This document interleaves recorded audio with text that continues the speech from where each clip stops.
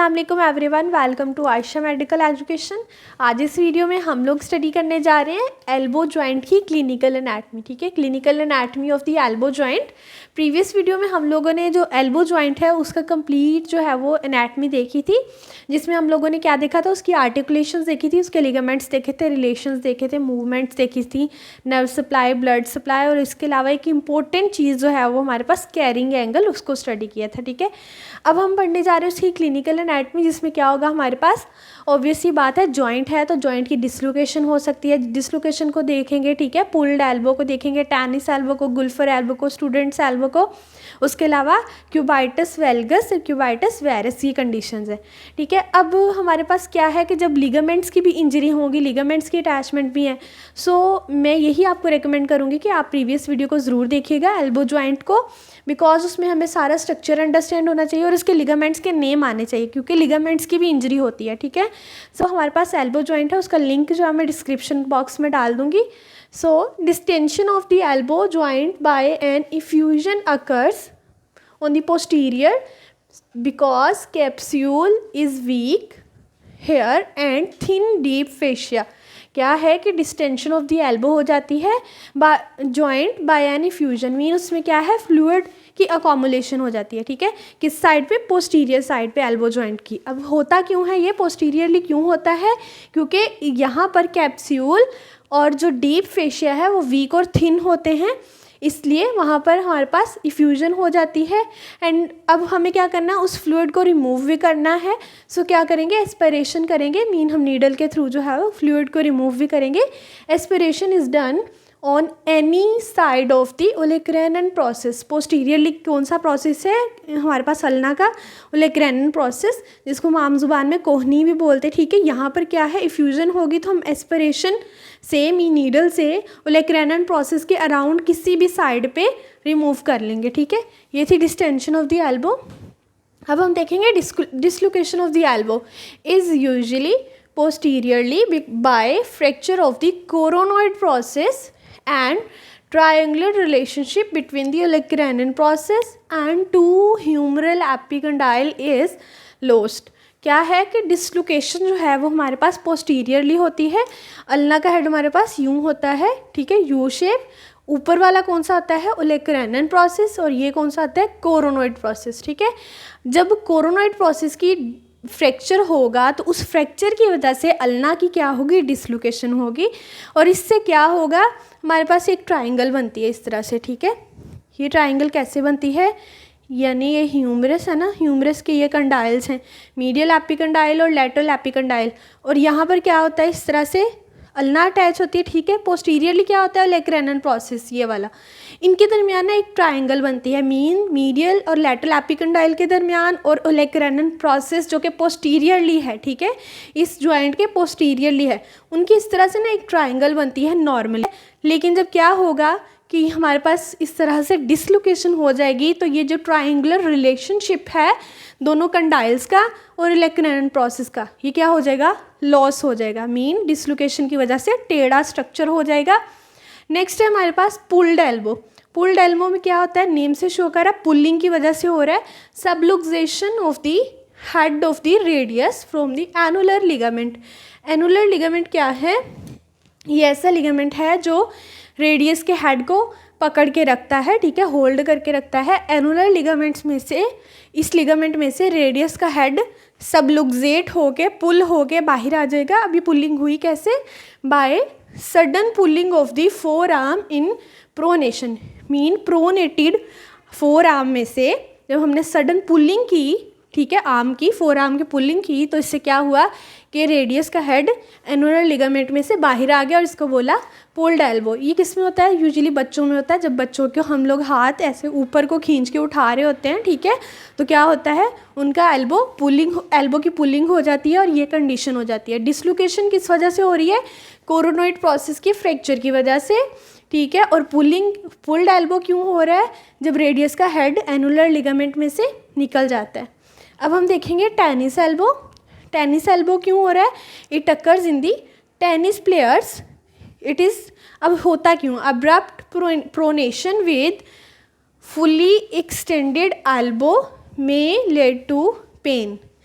क्या कंडीशन है, एक तो प्रोनेशन है अब्रप्ट, ठीक है, सडन जब हम प्रोनेशन करते हैं ये कंडीशन, और साथ ही साथ फुली एक्सटेंडेड एल्बो में, ठीक है, इससे क्या होता है, may lead to the pain tenderness. ये क्या होता है, pain on the touch, mean हाथ लगाने पे भी पेन होती है, this is the tenderness over the lateral epicondyle which gives attachment to the common extensors. जो हमारे पास लैटरल एपिकंडाइल होता है उसके ऊपर एक्सटेंसर मसल्स की ही ओरिजिन होता है, सो कॉमन एक्सटेंसर्स का ओरिजिन भी लैटरल एपिकंडाइल से होगा। अब टेनिस एल्बो हमें कैसे पता चलेगा, ये लैटरल साइड पे होता है, लैटरल एपिकंडाइल पे पेन होगी, टेंडरनेस होगी, हुआ क्यों, प्रोनेशन और एक्सटेंशन की वजह से, अब्रप्ट, ठीक है, abrupt pronation with fully extended elbow, ये हो गया।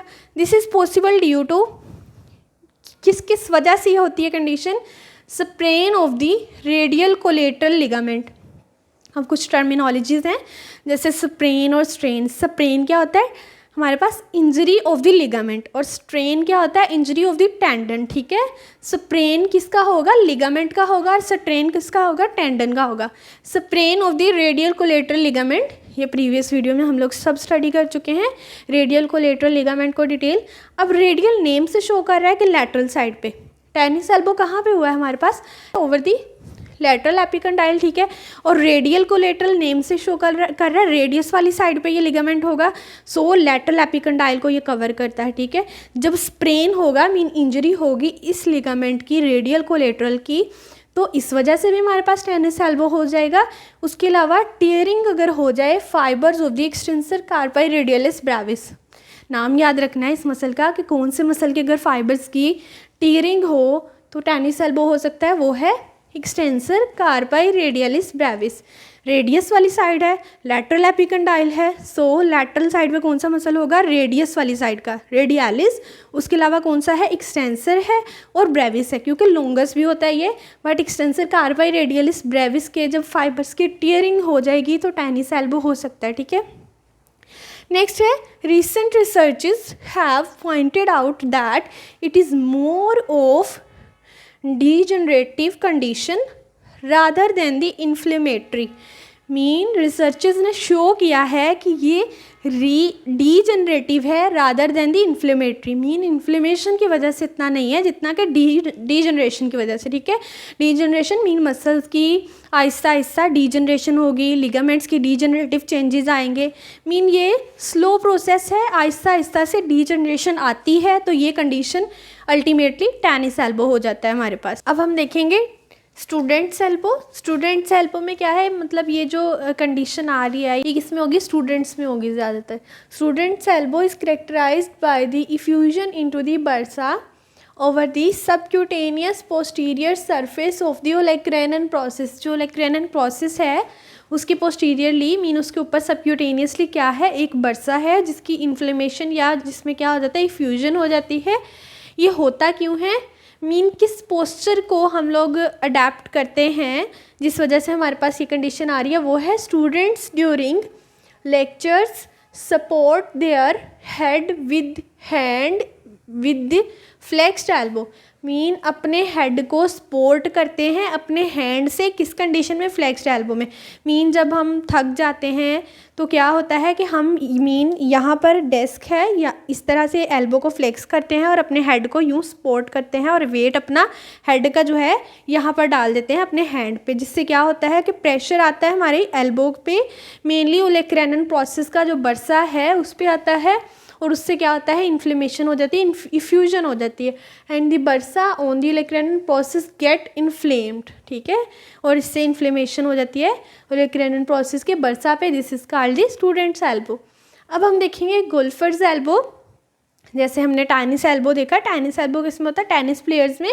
Golfer's elbow is microtrauma of the medial epicondyle of humerus usually in the golfer player. वो किस में था, लैटरल एपिकंडाइल में हो रहा था, ये किस में हो रहा है, मीडियल एपिकंडाइल में।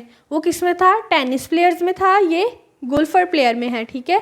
और उसमें ज़्यादातर कौन से आ रहे थे, कॉमन एक्सटेंसर्स के ओरिजिन और एक्सटेंसर कार्पाई रेडियलिस ब्रेविस। इसमें कौन इफेक्ट होगा, common flexor origin undergo repetitive strain results painful condition on the medial side of the elbow. बिल्कुल वैसे ही है जैसे उसमें हो रहा था रेपिटेटिव प्रेशर आ रहा था या अब्रप्ट प्रोनेशन के साथ हम एक्सटेंशन कर रहे थे, तो उसमें हमारे पास एक्सटेंसर जो मसल हैं, एक्सटेंसर कार्पाई रेडियलिस, उसके जो फाइबर्स हैं उनकी डीजनरेशन हो रही थी।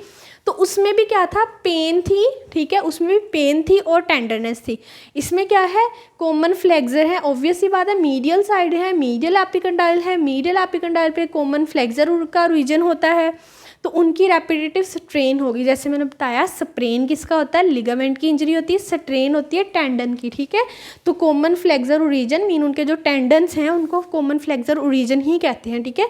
उनकी स्ट्रेन होगी मीडियल साइड पे यहाँ पे, ठीक है, और पेनफुल कंडीशन होगी मीडियल एपिकंडाइल पे, गुल्फर प्लेयर में होगी, माइक्रोट्रोमा होगा, तो इस कंडीशन को बोलेंगे गुल्फर्स एल्बो, और ये किस में होती है, गुल्फर प्लेयर में। अब मुझे खुद भी थोड़ी मुश्किल होती थी इसको मेमोराइज़ करने में। अब आपने कैसे इसको याद करना है कि टेनिस किस में होगा, लेटरल में। टेनिस का आपने टी ले लेना है और लेटरल में क्या आता है, टी आता है। सो tennis is in lateral epicondyle, और गोल्फर्स बचा तो वो मीडियल में होगा, ठीक है। लेटरल मीडियल का आपने ऐसे याद कर लेना है, टेनिस का टी पकड़ के लेटरल के टी से याद कर लेना है। अब नेक्स्ट कंडीशन है क्यूबाइटस वेल्गस इन क्यूबाइटस वेरिस।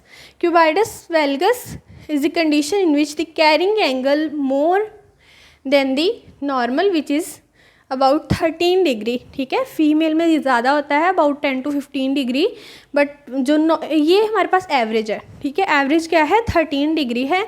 इसमें क्या होगा, जब होता क्या है हमारे पास, कैरिंग एंगल क्या है, बेसिकली जो एंगल है हमारा आर्म की लाइन और जो फोर आर्म की लाइन, उसमें जो एंगल बन रहा है, नॉर्मली जब हम एक्सटेंड करते हैं तो हमारा हैंड थोड़ा लैटरली होता है, इसको बोलते हैं कैरिंग एंगल।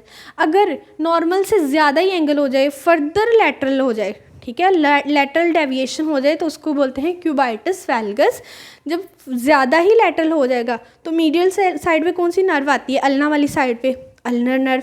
तो जब लैटरल ज़्यादा ही डेविएशन हो जाएगी तो कौन सी नर्व की स्ट्रेचिंग होगी, ulnar nerve get stretched and leading to the weakness of intrinsic muscles of the hand. At the end किसको इफेक्ट आया, इंट्रिंसिक मसल्स को, क्योंकि इन मसल्स को अल्नर नर्व ने सप्लाई किया।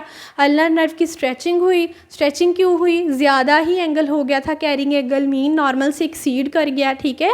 Access of everything is bad, so lateral deviation ज़्यादा ही हो गई, इसको बोला क्यूबाइटस वेल्गस। और इससे अल्नर नर्व की स्ट्रेचिंग की वजह से इंट्रिंसिक मसल्स की वीकनेस होने लगी, जो कि हैंड में प्रेजेंट है। अब हम देखेंगे क्यूबाइटस वेरस। इसमें क्या होगा, angle is less than the normal, mean normal को क्या, normal carrying angle, normal carrying angle से भी जो है वो कम हो जाता है, इसको बोलते हैं हम लोग क्यूबाइटस वेरस। इसको कैसे याद करना है, वेल्गस में क्या आता है, एल आता है, और लेटरल किससे स्टार्ट होता है, एल से, ठीक है। इस तरह से याद कर लेना इसको। और वेरस बचा, वेरस वो मीडियल, ठीक है। वेरस और वेल्गस को मैंने इस तरह से मेमोराइज़ किया है, और टेनिस गुल्फर्स के लिए भी मैंने ये लैटरल मीडियल को इस तरह से याद किया।